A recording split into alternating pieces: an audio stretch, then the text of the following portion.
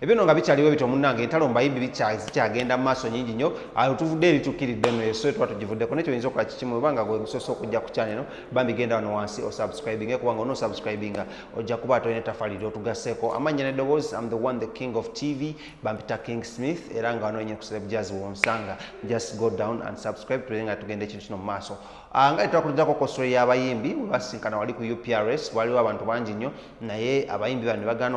okukkaanya ne UPRS ekyaviirako kulaba muno UPRS n'empya ne URSB tezaatula kulaba muno zikola ki zisalawo obukulembeze obupya ng'oggyeko buli oba wasula bwe bamuggyako naye yesterday abayise press conference eyabaddemu abayimbi bangi nnyo era ng'asinze okuba ng'atwala omukolo omukulu ennyo yabadde Rwagadi City Lawrence Rwagadi then Nekaye ngono yatula kakiiko ka trade union then Emma Carlos naye kwali awo kakiiko ka FEMA that is Uganda Cultural Forum then nyawo omulala Lawrence yabaddewo ku bayimbi Waiki Benda ne still yabaddewo Justin Bass kugamba akakiiko kabaddewo ne lwaki bakoze press conference bagikoze nga bagezaako kubira bayimbi mulanga bonna abali mu nsi ez'enjawulo naddanga omanyi muno oyimbira Uganda corporate law ekyaganye ne UPRS ne badde solooza akasente k'abayimbi okuva ku TVs ez'enjawulo naffe nyini ku TV tukolera badde basolooza akasente then mu clubs ne radio station ez'enjawulo naye nga akasente kano kebakola kibasolooza tekatuuka ku ki kuba end user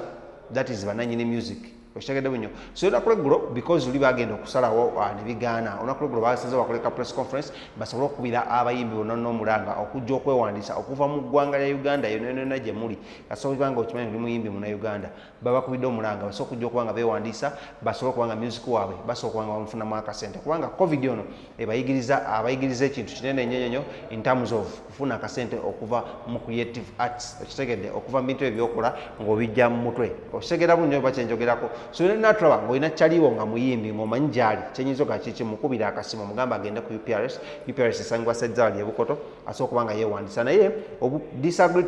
agree to disagree waddewo ensonga ezimu ze bata agree nze kubagambye in case ng'ennaku z'omwezi 13 zituuse nga koramu ay'abantu ebina teregisterinze okitegedde bo bagenda kuvaayo bakole ekintu ate amendment nakyebagamba mu constitution ya UPRS ne URSB nti no in case koramu teweze musobola okuvayo abo abatono babaddewo ne mubalonda akakiiko so bagamba temwejjusa era ensonga zino okuzuba nga azitereza bunyo wabaddewo omukulu amanyiddwa nga Jajja Rwagadi mumanyi bulungi nnyo then Waiki Benda ne mukulu amanyiddwa nga Wisdom Kaye ano nga teyeryantama kamba tubatuseko abasajja n'abasatu babeere nga babakate bagamba about music we Uganda wagenda okuba nga atambula omufunamu otya era weetagisa ki okwewandiisa because waliwo okwewandiisa okwa online n'okwewandiisa ate okuli manyo ogenda ali ku ofisi zaabwe eza UPRS wali ebukoto opposite radio Simba we badda kati nobeera nga tosobola okuba nga okola ekintu kino oba nga yeewandiisa mu magezi so kankutuseko what they had to say then tugende mu maaso kyoyinza okukola kikimu don't forget to subscribe. Tuesday jja abayimbi bonna bali registered mu UPRS n'abo batalina ku registering mu registering naye abali registered bonna balina okubeerawo mu meeting eno ey'okulonda abantu abagenda okutambuza ekintu kino mu mwaka gumu n'ekitundu egiyise bateekawo ba caretakers okulaba butya oba lwaki music abadde agwa mu Uganda oba lwaki abayimbi badde tebafuna ssente era ba caretakers babadde bakoze omulimu ogwabwe nga mu annual general meeting egenda okubaawo ey'okulwokubiri olwo nga 13 kwe bagenda okunnyonnyolera abantu kiki ekyagaana kiki ekyetaaga okukola kiki ekyetaaga okukyusaamu okutereeza music industry ya Uganda. Music industry mulimu munene nnyo n'okusinga amafuta agajja okutundibwa mu dde eyo naye lwakuba nti abayimbi bennyini bakyakinyoomye okuba nti balina obukulembeze obugenda okuyamba okutunda music waabwe n'okutumbula ebitone byabwe si music yekka waliwo abawandiika obutabo waliwo abawandiika emizannyo waliwo abalina ringtones oba monotones eziri ku ssimu naye nga babanyumira zibeere ku ssimu naye nga tebamanyi nti waliwo abazifunamu kakati twagala tereza omulimu guno si gwange si gwa Madam Mase si gwa Mr. Kabito si gwa Monda gwaffe ffenna okubeera nti tunoonya obukulembeze oba obwerufu era olw'obwerufu bwe njagala okwebaza abakulembeze ba URSB ne bakeeteeka ba UPRS bagambye ffe tetujja kukola lukiiko lusalawo bakulembeze ng'abantu tebannawera kye bayita kolamu bwebanga abantu balinga 1,200 twetaaga okubeera n'abantu 408 408 si bonna nti bajja kutuuka wano abamu bagenda kubeera mu kye bayita Zoom tuli mu new normal tetukkirizibwa kusangana bantu wamu naye bw'obeera ku internet tugenda gaba koodi gy'olina okugendako n'obeera ng'osobola okubeera mu lukiiko olwo balonde abantu be mukkiriziganya nabo nti be babatuufu okukulembera balonde abantu abalina idea mu finances mu legal okumanya nti music wo gye batunze banaatuukayo kukubanjiza banakuyiiza music wo bwayinza okutunda kubanga abantu abasinga balaba music wo bazannya ku tv ne baavu abantu abasinga bawulira music wo bakuba ku radio ne baavu ate nga tebasobola genda ku radio kubanja so tufune obukulembeze obw'abantu nga be basobola okutereeza music industry okutereeza film industry naye nga tukikola tutya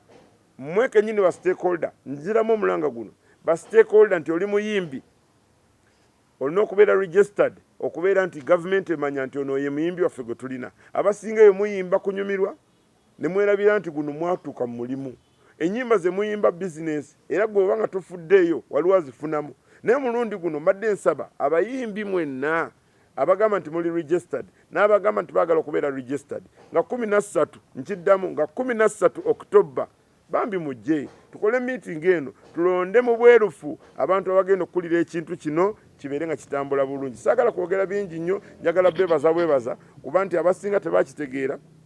n'omulundi guno tv zonna we ziri radio zonna we ziri okuba nti amawulire gabatuukako nga 13 Tuesday tugenda kukola olukiiko olubuulira abantu biki ebibaddewo mu industry yammwe biki ebyagaana biki ebyatereera ne biki byagenda okwongerako okutereeza music industry okulaba nti ffenna bye tukoze okuva mu mitwe gyaffe bifuukamu siringi. Wisdom ndi vice president wa federation etwala abayimbi ba gospel ate ntula ku National Cultural Forum. This is my chairman. Ndi national coordinator wa trade union y'aba artist. Kati nze concern yange era baregulate ekirungi we bali wano nafunye information nga media za face based zigaana abayimbi abayimba ennyimba z'eddiini gospel nti lwakubanga ebanajja okweregistaringa mu UPRS mbu radio zaabwe ne TV zaabwe mujja ziteekako emisolo. Kakati mbadde nwana nabo week ewedde because twategezebwa CEO naleeta wano abakulembeze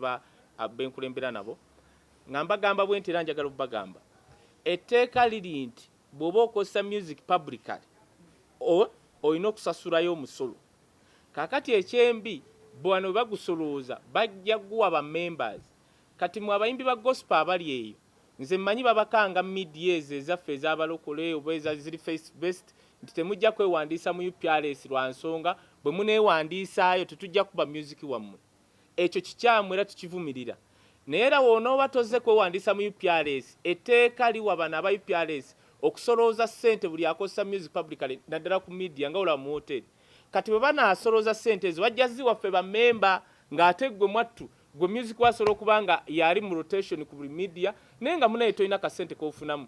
Punzika bwe nti nkubira omulanga buli muyimbi yenna okuva ku bafaaza musaala okuva ku buli muyimbi yenna okuva ku baswahaba yenna ayimba ennyimba z'eddiini jangu twewandiise kino ekitongole kyaffe jangu twewandiise ofuuke memba kubanga banaatandika okugaba ssente ate ojja kwemulugunya teri ajja kuwa nnusu. Ekyokubiri tayimu tukyalinayo ennaku nga 5 oba 4 tujja twewandiise tulonde abatukulembera wano nabagenda okutula ku board wano kiringanga okulonda bawakazi MPs MPs abakulembera bawakazi n'oba tomulonze mwattu abakukiikiranga MP kubanga oba mukozi